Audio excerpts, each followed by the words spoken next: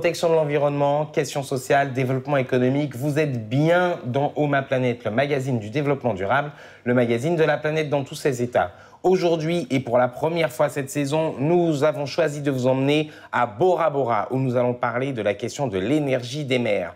Miguel Gonan, bonjour. Bonjour. Vous êtes réalisateur. Première question, l'énergie des mers. Alors, je me suis un peu renseigné. Il y a deux grandes familles. Il y a l'énergie mécanique et l'énergie thermique. On va commencer par l'énergie mécanique, si vous le voulez bien. Alors, l'énergie mécanique, il y en a plusieurs. Celle qui est la plus connue, c'est la marée motrice, comme l'usine de la Rance. Voilà, c'est lié au mouvement. Il y a aussi l'énergie des vagues. D'accord. Et il y a l'énergie des courants, qui peut être utilisée. Voilà, en gros, ce sont les trois énergies mécaniques des mers. D'accord. Et l'énergie thermique? Alors, l'énergie thermique, on utilise la différence de température entre les eaux chaudes de surface et les eaux froides de profondeur. Et de cette différence de température, on peut fabriquer de l'électricité. Alors, il faut quand même qu'il y ait une différence assez importante, d'une vingtaine de degrés. Donc, cette énergie thermique sera surtout utilisée dans les zones tropicales. Alors, vous êtes parti à Bora Bora, justement, étudier cette question, réaliser un sujet sur cette question. On va le voir ensemble dans un instant. Je crois d'ailleurs que c'était une première en France. C'est la première fois qu'on faisait un sujet là-dessus. Quels ont été pour vous les aspects les plus intéressants? Ce qu'il faut dire, c'est qu'à Bora Bora, ils utilisent l'énergie thermique des mers, mais pas pour fabriquer de l'électricité. Ils utilisent l'eau froide pour le système de climatisation. Et ça marche? Et ça marche très très bien. Il suffit d'aller chercher l'eau à 900 mètres de profondeur, on la remonte, on la passe dans un échangeur thermique, et après, ça marche dans tout le système de climatisation. Alors Miguel Gonan, je sais que cette même technique a été utilisée à la Seine-sur-Mer. Vous avez d'autres exemples? Oui, on pourrait l'utiliser partout. Et à Tahiti, il y a un grand projet d'utiliser donc cette eau profonde froide pour le nouvel hôpital de Tahiti et pour tout un quartier de la ville. Miguel Gonan, je vous remercie. Tout de suite, nous partons à Bora Bora pour un sujet sur l'énergie des mers.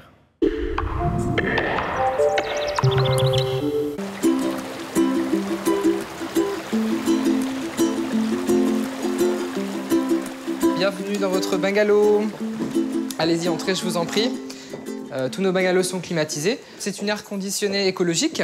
On pompe l'eau des profondeurs, à 900 mètres de profondeur, qui vient dans un échangeur thermique qui fonctionne dans tout l'hôtel. Donc ça rafraîchit tout l'hôtel. Ça donne de l'air conditionné dans les bungalows, donc ici c'est agréable. Vous avez une console principale qui est dans la salle à manger. Et ici vous avez juste un thermostat que vous pouvez régler pareil à loisir avec différentes ventilations.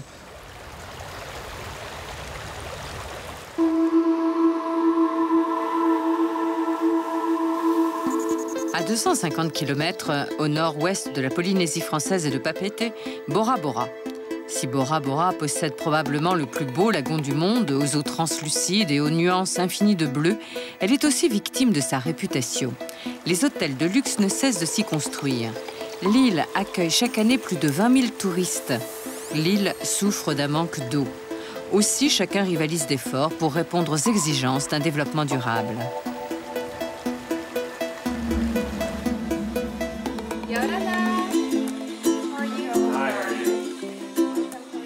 C'est l'hôtel intercontinental Thalasso qui a ouvert la danse en 2006. Parmi les plus luxueux hôtels, il est construit sur un motu, un îlot sur la ceinture corallienne de l'île. Cherchant à rester en parfaite harmonie avec son environnement, il est le premier du Pacifique Sud à utiliser le potentiel des mers pour climatiser l'ensemble de ses infrastructures. Le potentiel énergétique de la mer est immense parce qu'il est réparti sur toute la surface des océans et on peut l'attribuer soit au mouvement mécanique de la mer, soit à l'énergie thermique qui est stockée dans la mer. Jean Marvaldi est ingénieur à l'Ifremer de Brest. Expert en énergie marine, il a participé dans les années 80 au projet d'une usine pilote d'énergie thermique des mers à Tahiti.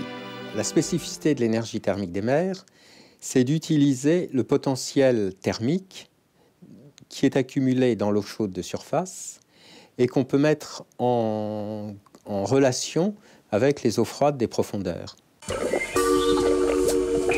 Historiquement, la première idée a été d'utiliser la différence de température entre l'eau chaude de surface et l'eau froide profonde vers 1000 mètres environ pour faire fonctionner des turbines et créer de l'électricité. Comme tout le monde, j'imagine, vous croyez que l'eau bouillante est forcément brûlante. Il y a ainsi pas mal d'idées fausses dans le monde. Dans ce ballon, de l'eau à peine tiède. Dans cet autre, de la glace. La découverte du principe de l'énergie thermique des mers ne date pas d'aujourd'hui. C'est un ingénieur français, Georges Claude, qui le validera en 1928. Il prouve alors que la différence de température entre l'eau chaude et l'eau froide peut produire de l'énergie. Imaginez que sur le trajet de la vapeur, nous placions, au lieu de ces rubans, un petit moulinet. Ce qu'en langage savant, on appelle une turbine. Naturellement, ce courant de vapeur la fera tourner et elle donnera de la force motrice. Sûr de son invention et pour prouver que la mer était une gigantesque ressource d'énergie, il s'est lancé dans des essais de centrales thermiques des mers à Cuba. Malheureusement, il ne trouva pas les aides financières suffisantes pour développer ce projet et le matériel pour récupérer l'eau en profondeur n'était pas assez performant à cette époque. Après une dernière aventure au Brésil et l'échec de son usine flottante d'énergie thermique des mers, la Tunisie, il met fin à ses recherches.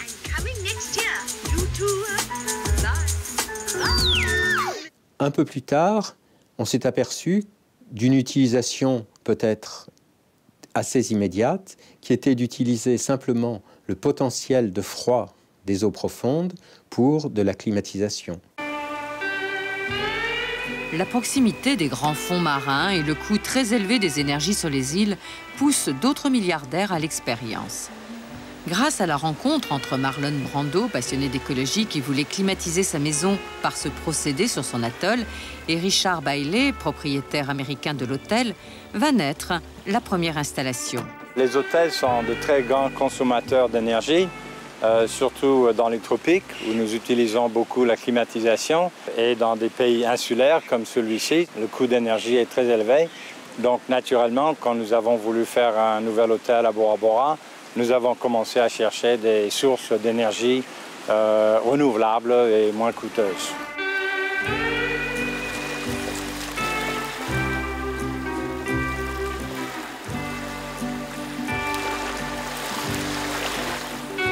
C'est pas facile de se lancer dans un tel projet. Il faut être, en plus d'être avant-gardiste, il faut être extrêmement courageux, audacieux, j'ai envie de dire.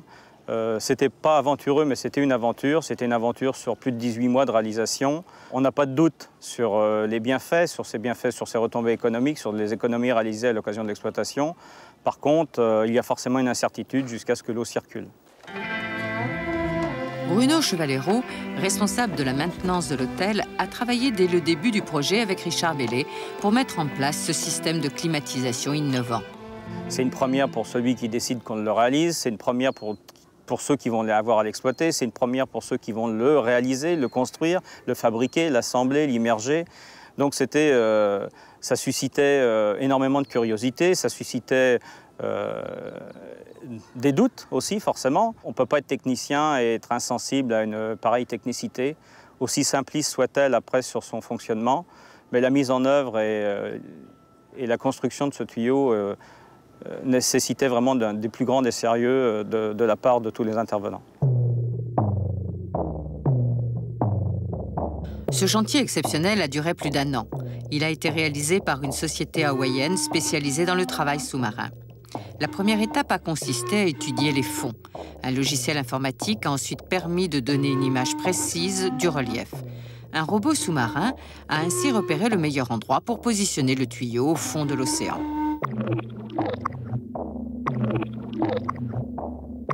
Le tuyau est composé en polyéthylène très flexible.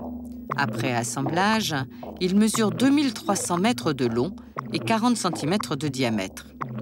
Il est le tuyau le plus long du monde. Il est tout d'abord positionné dans le lagon, puis tracté par plusieurs bateaux pendant 9 heures pour l'emmener à son point d'immersion. Après raccordement à la section terrestre, on commence à le remplir d'eau, côté terre.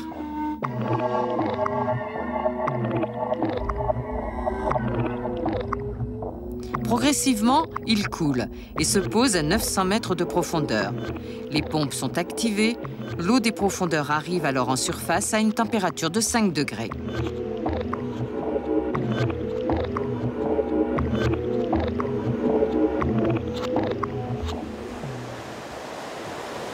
qu'il vous faut imaginer, c'est que sous nos pieds, à peu près 3-4 mètres de profondeur, on est dans la partie terrestre, on a notre tuyau qui va traverser le platier.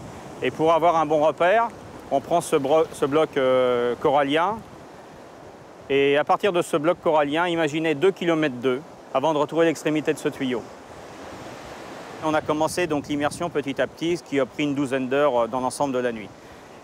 Lorsqu'on le largue, il est 8 h du matin ou 7 h du matin, on est aux aurores et on le largue pour 50 ans. Le système de climatisation par eau profonde est une grande avancée pour l'environnement. Moins de bruit, peu de rejet de dioxyde de carbone. Il aurait fallu plus de 2 millions de litres de fioul par an pour la climatisation traditionnelle de cet hôtel. Bon, ben là, on est au cœur de l'installation. On va retrouver le local des pompes et le local des échangeurs. On va retrouver notre tuyau d'eau de mer qui arrive juste avant les sites.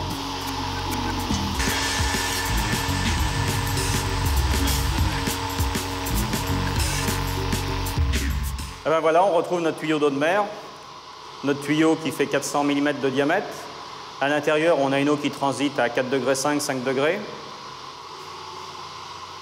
Vous arrivez sur des filtres, les filtres principaux qui seraient là pour capter des éléments un peu contondants. Ça pourrait être des algues, ça pourrait être tout simplement de la faune, ce qui n'est jamais arrivé. On retrouve de tout petits poissons, des petites crevettes. L'eau circule, elle rentre au pied des échangeurs. Alors ça, c'est vraiment le cœur de l'installation. C'est ce qui nous permet de réfrigérer le circuit secondaire qui, lui, distribue dans chaque bungalow où vous voulez, où on a du froid.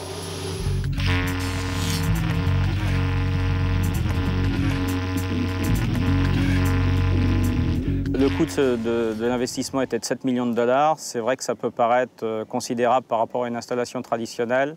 On était parti sur une rentabilité de coûts d'amortissement entre 10 et 15 ans. Au jour d'aujourd'hui, avec l'évolution du prix du kilowatt, on peut se considérer un retour d'investissement entre 8 et 10 ans. Mais il faut aussi prendre en considération les possibilités pratiques d'utiliser ce potentiel. Et en général, ce potentiel, on ne va pouvoir l'utiliser que selon le trait de côte. La spécificité de l'énergie thermique des mers, c'est d'être une énergie permanente. Bien sûr, la source initiale, c'est l'échauffement solaire qui est fluctuant dans le temps, dans la journée, mais ensuite, cette énergie est accumulée dans la mer comme une sorte de grand réservoir.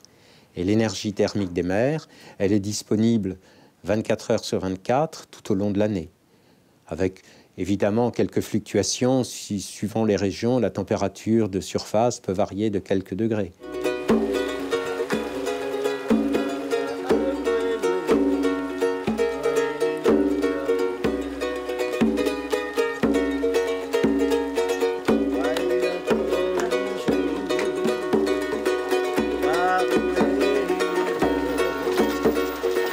Le process n'a pas d'équivalent en français.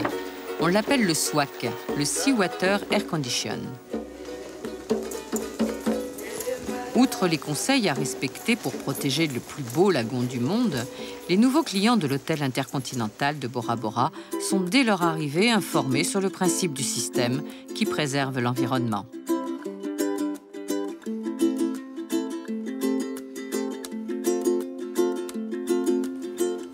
Selon Silvio Bion, le directeur de l'hôtel intercontinental, l'utilisation de l'énergie marine permet aussi d'attirer de nouveaux clients éco-responsables. Aujourd'hui, pour un client, c'est important. Un client qui vient qui fait un séjour dans ces îles perdues, je crois qu'il est très sensible au fait que l'on fasse quelque chose pour protéger ces îles. Et il sera plus enclin à venir vers un hôtel qui a une démarche écologique aujourd'hui qu'un hôtel qui nierait cet aspect des choses. L'eau des profondeurs, indépendamment de son aspect environnemental, sur le plan économique, est aussi intéressant. Et je crois que c'est toujours ce qu'il faut voir dans une démarche de développement durable, c'est de l'économie par ailleurs. Et l'eau glacée nous fait économiser en consommation d'électricité aux alentours de 75 à 80% pour l'électricité nécessaire au fonctionnement de la clim.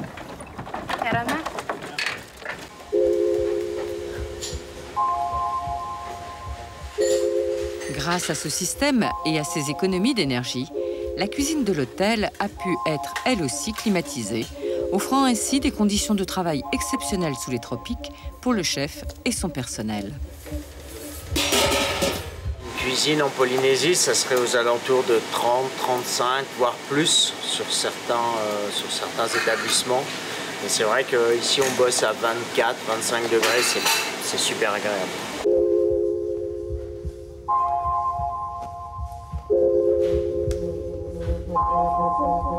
Alors si on envisage les différentes idées d'utilisation de ce potentiel froid, on a vu se dessiner quelquefois autour de l'arrivée de l'eau froide une sorte de parc avec différentes activités centrées sur cette eau froide.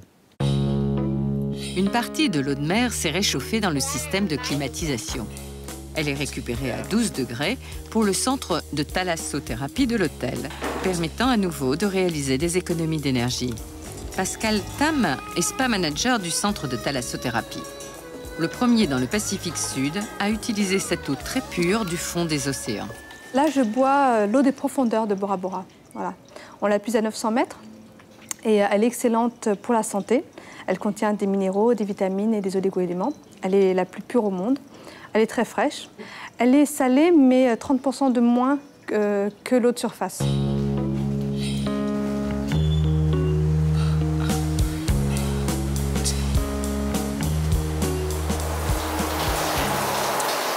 Alors ici, on fait un massage de ce qu'on appelle sous perle d'eau profonde. Donc là aussi, c'est de l'eau des profondeurs chargée en oligo-éléments, vitamines et minéraux, donc essentiel pour notre corps. C'est un double massage, donc effectué par le thérapeute qui va vous faire un massage relaxant et également par l'eau qui est propulsée avec une forte pression sur l'ensemble du corps. L'eau est chaude, bien entendu, et ça va permettre aussi de détendre le corps.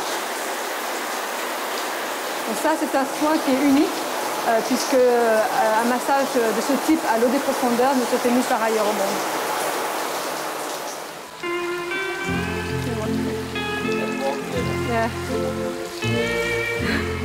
À Bora Bora, l'hôtel intercontinental est le premier hôtel du XXIe siècle à se servir de l'eau des profondeurs. L'eau des profondeurs pourra aussi être exploitée pour la pisciculture. Et pourquoi pas demain transformée en eau douce? Elle pourrait peut-être être utilisée pour l'agriculture et l'irrigation.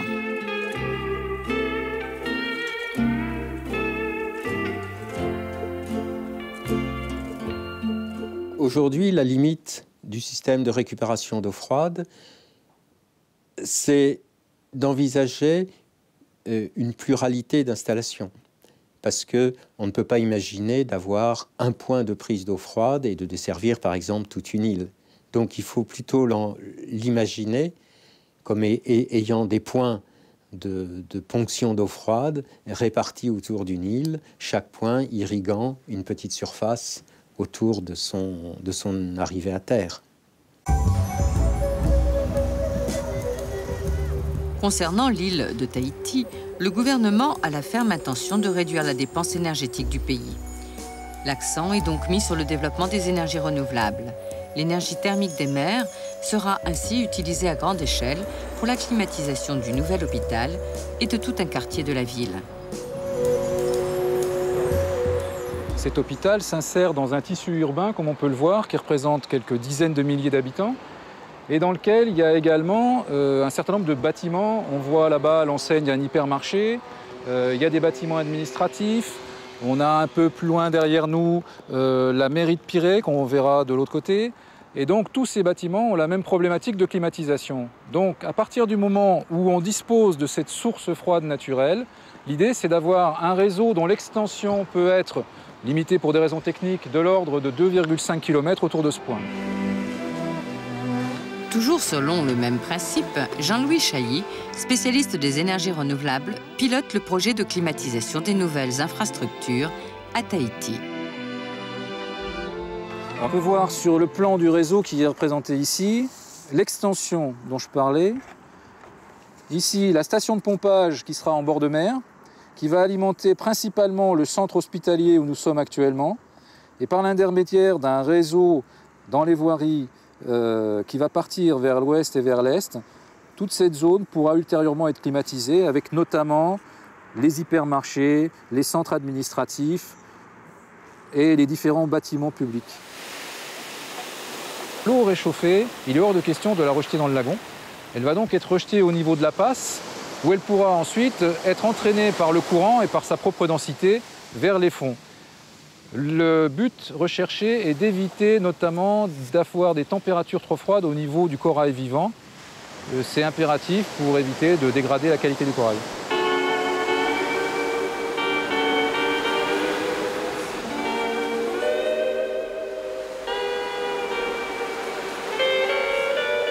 Quelles seront les conséquences de ces retours d'eau froide dans l'environnement marin? Car si dans l'avenir les projets se multipliaient, c'est à une très grande quantité d'eau froide qu'il faudra faire face. L'énergie thermique va brasser des flux d'eau. Si on prend le flux, l'eau chaude de surface, elle sera rejetée, mélangée à l'eau froide des profondeurs, à une profondeur telle que l'eau soit à la densité naturelle du milieu. Mais il n'empêche qu'il y a des éléments à considérer comme impact, parce que cette eau froide des profondeurs est plus riche en nutriments que les eaux de surface. Donc ça va amener une modification de l'activité biologique dans le panache d'eau. Un élément aussi à considérer concernant l'eau chaude, c'est que l'eau de surface est riche en activité biologique, et donc pour maintenir propres les équipements thermiques, on doit traiter ces eaux. Donc il faut trouver des traitements qui soient aussi peu impactants sur le milieu que possible. Mais il y a un autre usage des différences de température ou de la force des mers. C'est l'ETM, l'énergie thermique des mers, dont l'objectif prioritaire est la production d'électricité. Elle est directement liée à l'invention de Georges Claude. En 1979, après le premier choc pétrolier, les Américains construisent une mini-centrale sur un bateau à Hawaï. Prévue pour quelques années, elle ne fonctionnera que quelques mois, car le pétrole est très rapidement redevenu l'énergie prioritaire. La récente hausse du pétrole et l'épuisement des ressources fossiles remet ce projet de centrale flottante au goût du jour.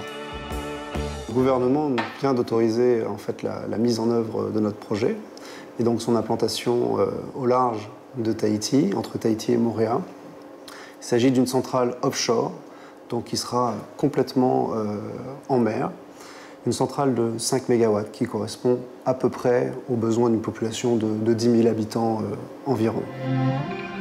Philippe Dubo est le chef de projet de cette centrale à dimension industrielle qui devrait être développée à Tahiti grâce à la société pacifique Otec, filiale d'un groupe pétrolier et d'une société japonaise. C'est une centrale qui sera au maximum, je dirais, vers 5 km des côtes. Elle est elle-même, la centrale que vous voyez ici, à 25 mètres sous l'eau. Le diamètre de la centrale sera d'environ 50 mètres. Donc c'est effectivement un énorme camembert sous l'eau. Il est positionné à moins 25 mètres parce que c'est au-dessus qu'on a toute la houle, qu'on a les fortes vagues, qu'on a les forts courants. Donc de cette manière-là, elle sera complètement stabilisée.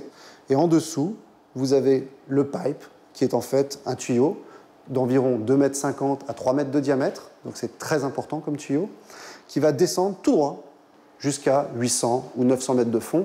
À la profondeur, on aura trouvé le meilleur gradient thermique, c'est-à-dire la meilleure température pour produire de l'électricité. Et puis enfin, vous voyez ici un câble qui va relier la centrale à la Terre, très simplement pour y apporter l'électricité et la réinjecter dans le réseau. On n'a besoin d'aucun apport fossile extérieur. On n'a besoin d'aucun litre de pétrole extérieur.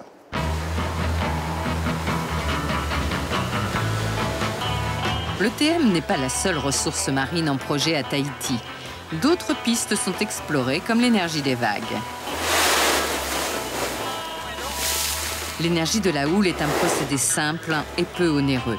Il consiste à recréer le phénomène naturel du trou du souffleur, bien connu des habitants de la côte nord-est de Tahiti et des nombreux touristes qui le visitent par milliers chaque année.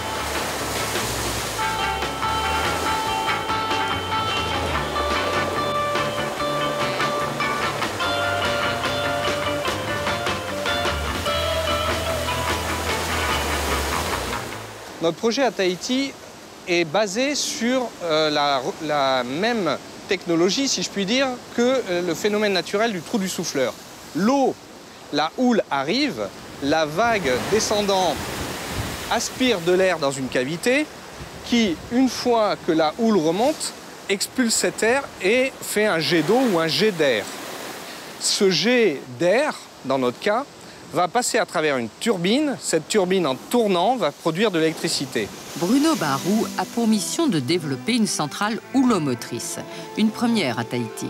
Elle produira de l'électricité pour 660 foyers et représentera un modèle de l'utilisation des énergies renouvelables.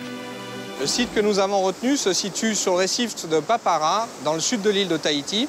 Il est face aux houles dominantes du sud 9 mois de l'année, qui sont les houles les plus importantes. Elle sera située de façon offshore, devant le récif, à environ 150 mètres de la crête du récif, qui est la zone de déferlement, pour différentes raisons. D'abord pour un respect de l'environnement et éviter de dégrader le récif dans sa partie la plus fragile, et aussi pour des raisons de conversion énergétique grâce à l'amplification de la houle en avant des récifs. Ce mode de production d'énergie renouvelable, non polluant, à terme rentable, pourrait servir d'alternative aux centrales dans les autres archipels de Polynésie française, mais aussi sur toute la ceinture tropicale. Dans le cadre du Grenelle de l'environnement, l'énergie marine retrouve sa place aux côtés du solaire et de l'éolien. Comme toujours, les utopies reposent sur des chiffres. Ainsi, on dit que 1% de l'énergie marine, bien gérée, pallierait aux besoins en électricité de la planète. Plus concrètement, l'exploitation de l'énergie des mers ne génère pas de gaz à effet de serre et pourrait permettre bien des îlots d'autonomie énergétique. Oh ma planète, le débat. La mer comme source d'énergie à Bora Bora. Pour en débattre ensemble, nous avons invité Francis Rousseau, qui est journaliste et qui est un spécialiste de cette question de l'énergie des mers.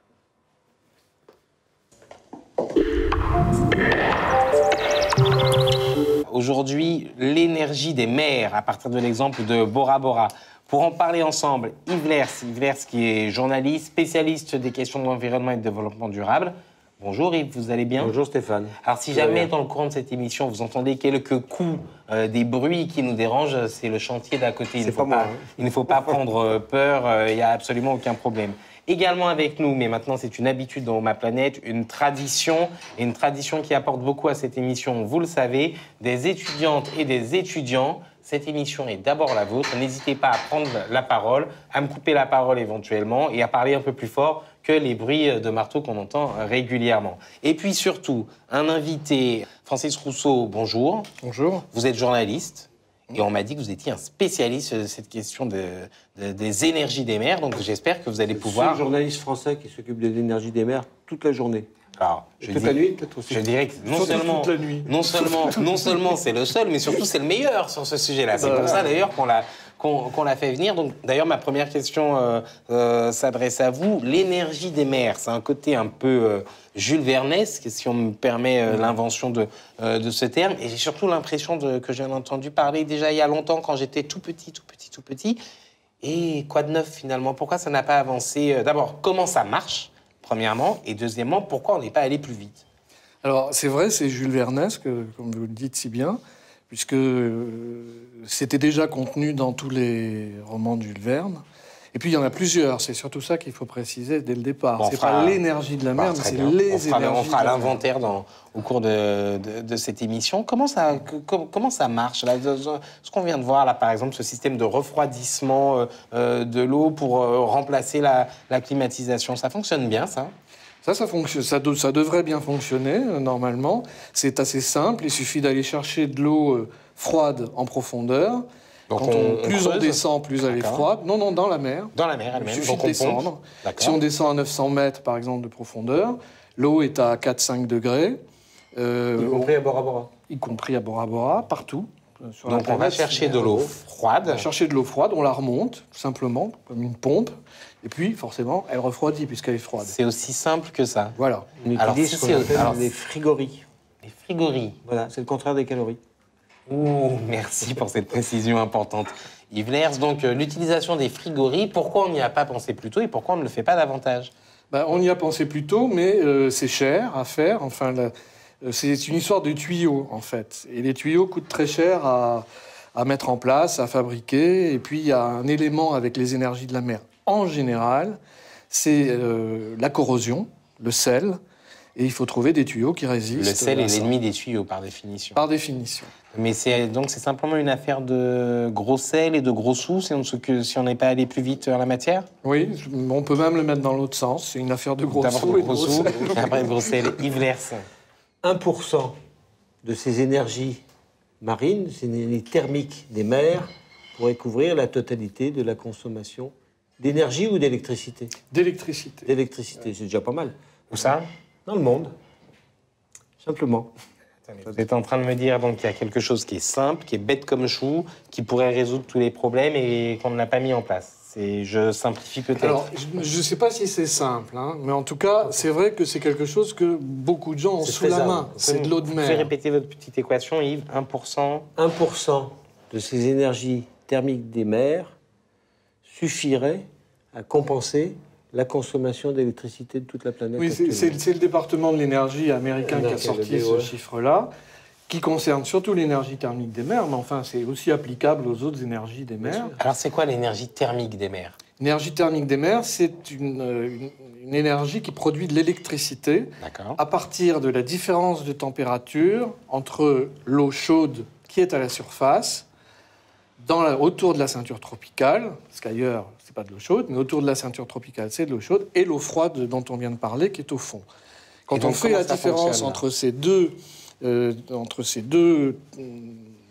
masses d'eau, ça produit de la vapeur, et comme un générateur, comme d'autres générateurs de vapeur, et cette vapeur produit l'électricité, et voilà, le tour est joué. Ça fait tourner un alternateur, un alternateur, pour rester simple. Et donc, voilà. comme ça produit de l'électricité. Ça produit l'électricité. Mais c'est une technologie assez compliquée à mettre en œuvre parce qu'elle suppose un bateau, une usine sur place qui va chercher l'eau très profondément et qui recueille l'eau en surface et qui la transforme sur place en électricité. Ça, c'est obligé de descendre à 900 mètres? Pour avoir l'eau froide, on est obligé de descendre profond. Peut-être pas à 900 mètres, mais profond. Si on le fait en Europe?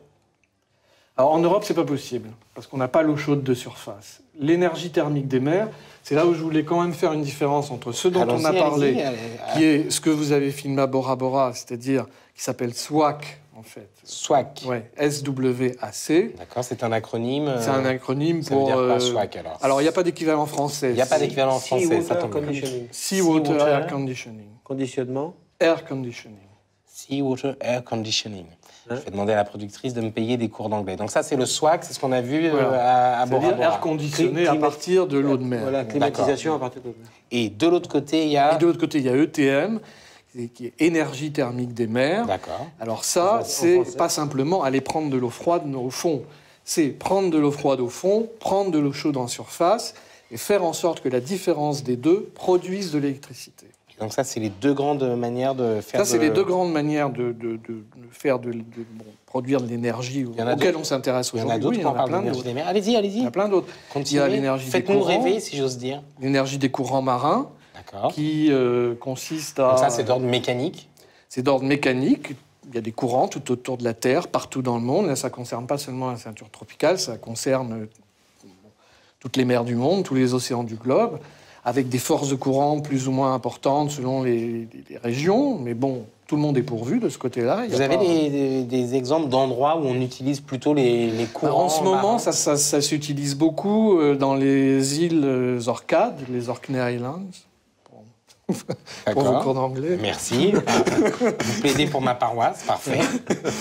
Et ça s'utilise beaucoup là-bas, où un centre a été mis en place qui développe... Et les vagues? Les vagues aussi, d'ailleurs.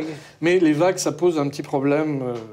Alors, les courants, on pose au fond de la mer une espèce d'éolienne, en fait. D'accord. Pour simplifier. Que les courants font... Que les courants font tourner, qui produit l'électricité, qui, par un câble, est envoyée jusqu'à la côte, où elle est connectée au réseau. Qui met le poisson en boîte directement? Non. Ça tourne suffisamment lentement pour que les poissons puissent passer entre les mouvements des pailles. Et on aura l'énergie marémotrice aussi, dont il faudrait quand même parler, parce que la France a été pilote. Toujours dans ce tour d'horizon des différentes manières de produire de l'autre, c'est l'énergie des vagues, effectivement. L'énergie des vagues. Où on prend...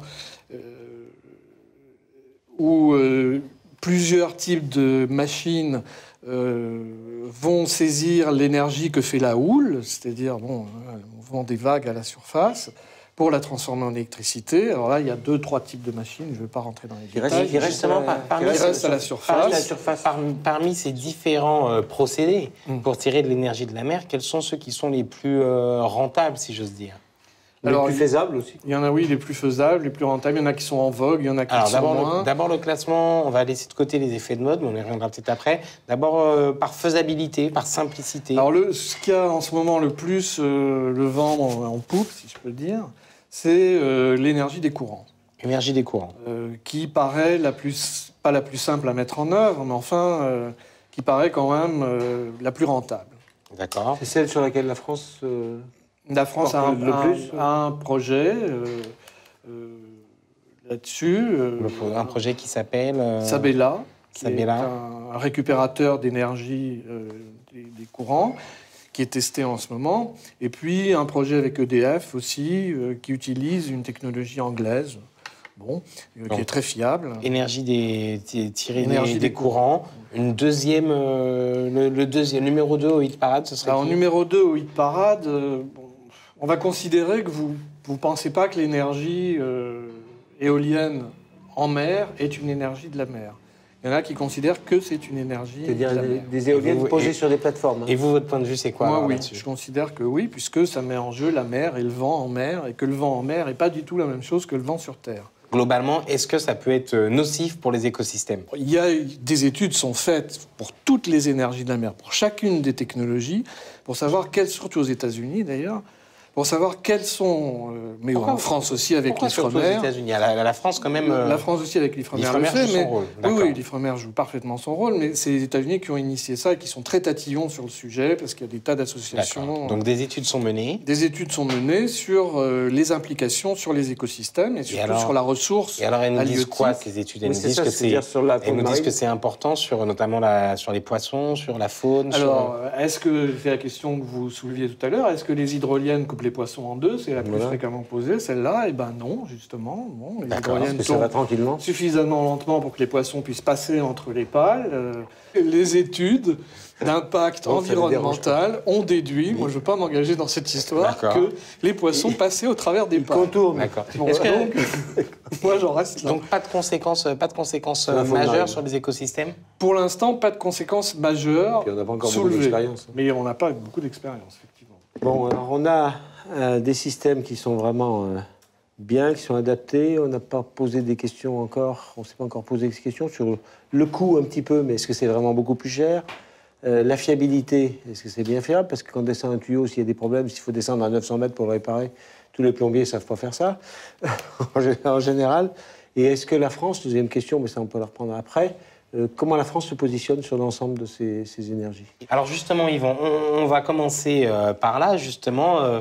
Que fait la France, en particulier dans les DOM, puisque c'est le sujet récurrent de cette émission. Et qui a un besoin énergétique énorme. Que fait la France? Répondez.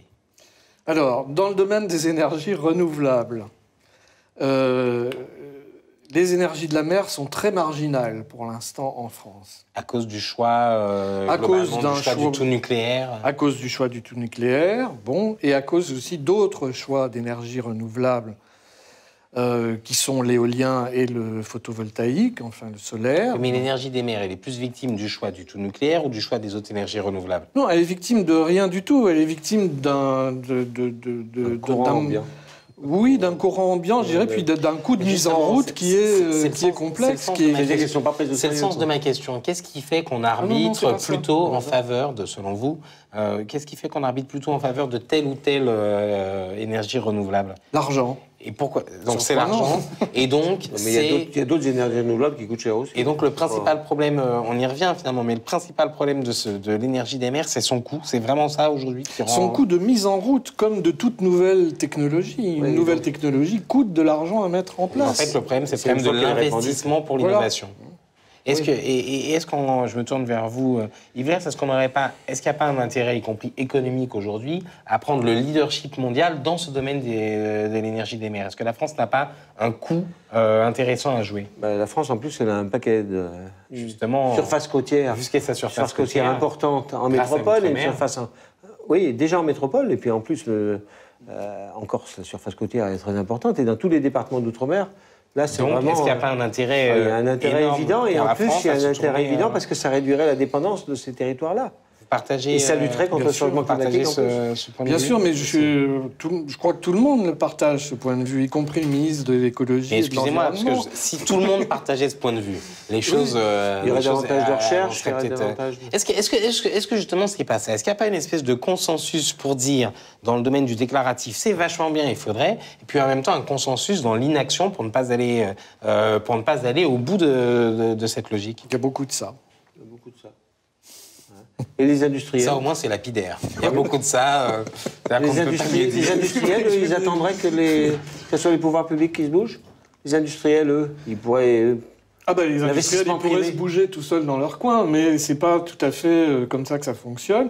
Et puis, si l'impulsion est donnée par les pouvoirs publics, ce qu'ils font, il y a un volet dans le Grenelle des maires qui concerne en particulier les énergies renouvelables, donc qui est vraiment une persienne. Alors justement, c'est un volet le Grenelle des maires, pardon, c'est une faute de ma part, j'aurais dû le rappeler dès le début de cette émission, mais vous le faites. Justement, le Grenelle des maires démarre en ce moment. Vous y croyez? Vous avez le sentiment que ça peut être un accélérateur pour ce domaine particulier de l'énergie des mers? Tout ce qui parle de l'énergie des mers, tout ce qui met en avant l'énergie des mers est positif. Oui, mais je le dis au début de cette émission, en parler, ça, on sait faire. Oui. La produire, c'est plus compliqué. La partie énergie des mers... Qu'est-ce qui manque aujourd'hui? On peut supposer que quand quelque chose est dicté comme ça à un haut niveau de l'État, ça suit un tout petit peu derrière. Sinon, c'est pas trop. Mais bon, normalement, on peut supposer ça. Les énergies renouvelables, ils ont mis 35 ans à décoller.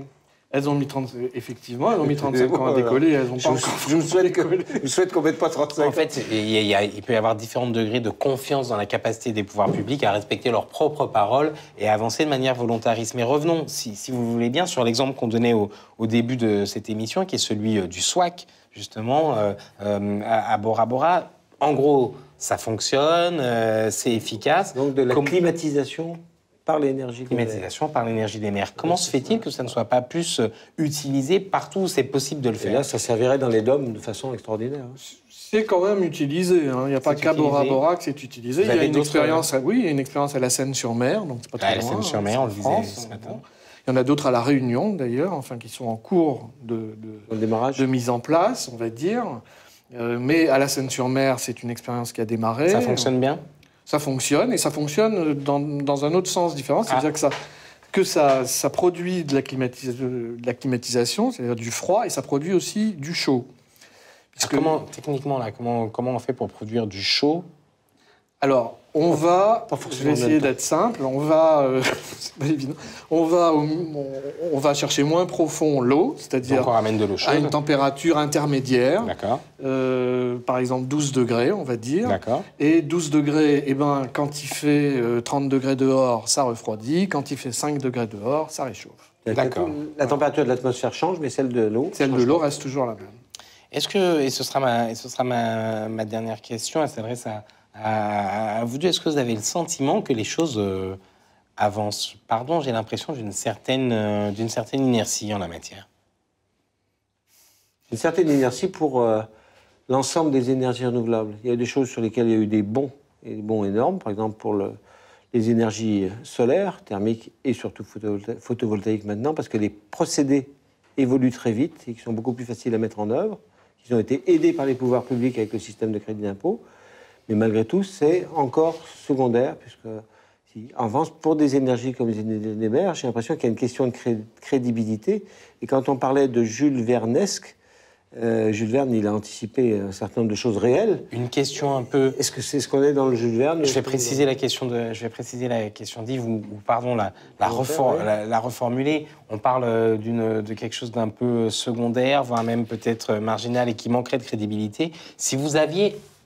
Pas une histoire de crédibilité, mais bon. Pour vous, c'est pas la crédibilité. Alors justement, si vous aviez un message à faire passer pour convaincre, pour plaider en faveur de la cause de l'énergie des mers, quel serait-il? Il est celui qui passe partout dans plein d'autres pays, qui est que quand on a comme ça à portée de main sur ses côtes autant d'énergie, il faut l'utiliser, c'est tout. Sur ces propos pleins de bon sens, si j'ose dire, nous allons conclure provisoirement ce débat. Francis Rousseau, merci beaucoup à vous d'avoir accepté de nous accompagner. Yves Lehers, merci. Je remercie également les étudiants qui ont participé à cette émission. Le débat de ma planète s'achève, mais ne nous quittez surtout pas. Nous allons partir en images, aborder la même question dans d'autres contrées. De l'électricité propre générée grâce aux profondeurs de l'océan. C'est l'objectif de la région qui a signé cet après-midi un accord avec le premier constructeur naval européen pour une étude autour de l'île sur les ETM, les énergies thermiques renouvelables.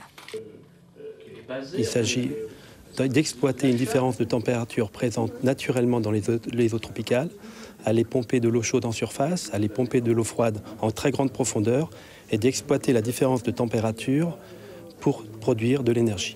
On y va progressivement. La première étape significative, c'est aujourd'hui, c'est avec la région réunionnaise.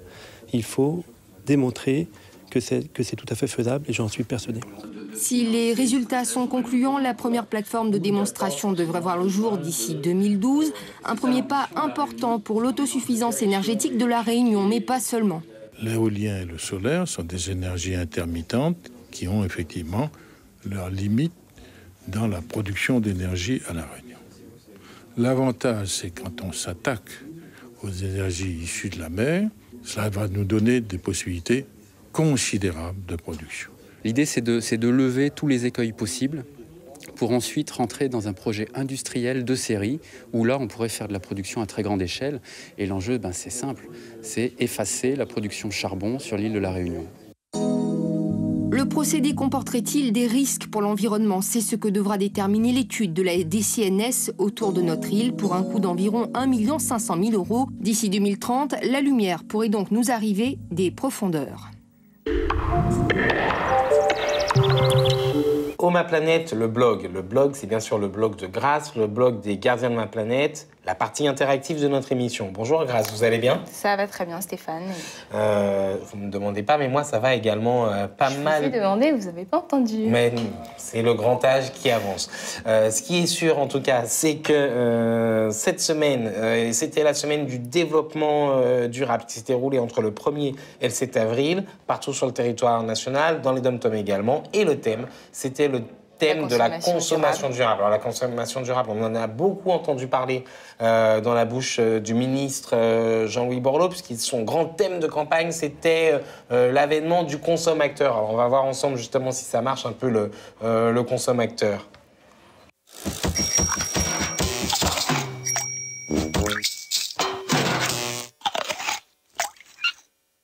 En avant, marche! Passons au durable. Du 1er au 7 avril, c'est la semaine du développement durable. Vous verrez, consommer durable, ça marche! Un engagement du Grenelle Environnement. Ceci est un message du ministère du Développement durable et de l'ADEME. Du 1er au 8 avril, le développement durable est à l'honneur. Une semaine pour sensibiliser le grand public aux problématiques de développement durable. C'est l'initiative qu'a pris le ministère du même nom.